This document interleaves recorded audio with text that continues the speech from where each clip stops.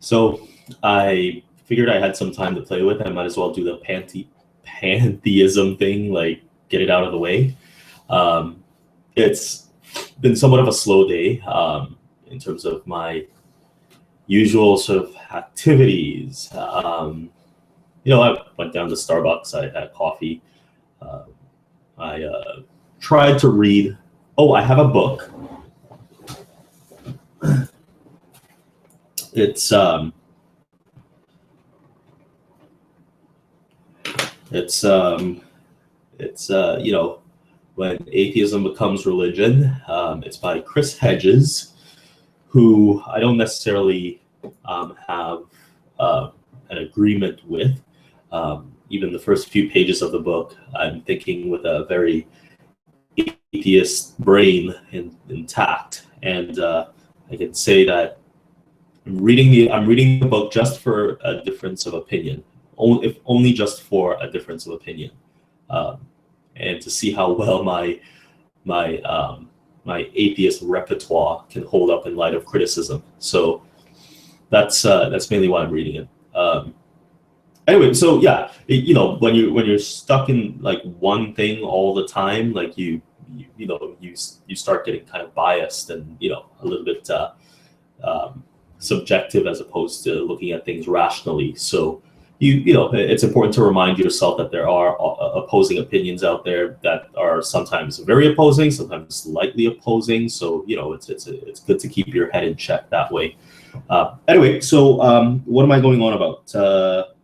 And I had this cell phone thing going on today, which is quite disappointing. With certain cell phones, like I have a Samsung Galaxy S4. It's a top of the line phone, or was a top of the line phone when it came out. It was like a flagship phone for Samsung. You'd think that all carriers would just carry this stuff, but they don't. They have a lot of issue with frequency ranges, et cetera, et cetera. So if you could have bought a phone that you thought was sort of top of the line and kind of pretty much ubiquitous across all carriers. But some phones and apparently there's different types of S4s. There goes my life partner right now. There's different phones with different frequency ranges. So I mean, not all S4s are created equally. There's there are differences when it comes to the insides of the phone and what and how they operate internally. Anyway, so that was a bit of a mess, and now I'm thinking that a friend of mine is going to have to rethink his options.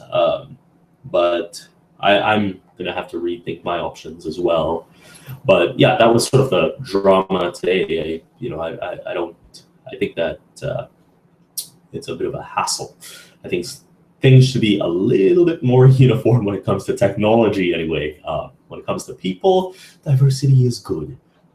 And not just, culturally speaking, but, biodiversity is very good as well. So, I'm sure Richard Dawkins would be happy if he watched my Loserly videos and thought, what is this guy talking about? So, and he probably wouldn't be too impressed with the impressions I make too.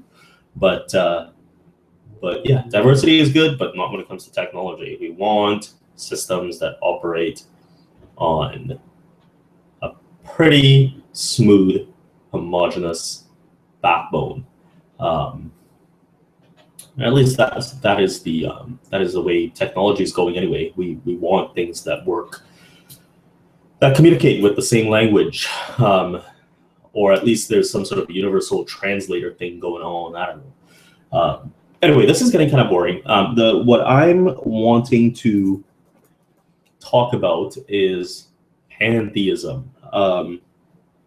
Originally, when I heard this word, and when I heard the word pantheism to begin with, I used for some reason I don't know why I did this, but I kind of figured it was made up. Pantheism is actually just sort of the theistic belief that there are multiple gods, and there are gods that that kind of cover the gamut of what you can experience naturally and supernaturally in the world. But that was wrong. Pantheism is actually the idea that everything constitutes a god. So basically, it's kind of like animism, only it's a little bit more homogeneous and smoothed out. The universe itself and everything in it is God, and maybe beyond, but that kind of gets into Spinozism. So yeah, that's what pantheism is. It's just a matter of like, everything being God.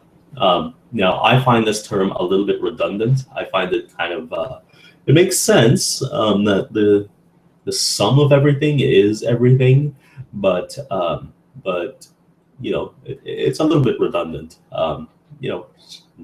Just saying everything, whether or not obviously the God of pantheism wouldn't be anthropomorphic because he's everything, so he can't really take form of a human being. Human beings are just one aspect of the pantheistic deity. So that's that's what pantheism is.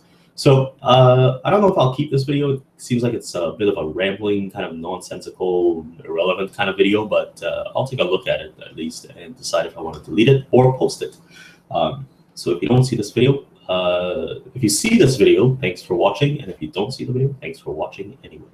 Bye.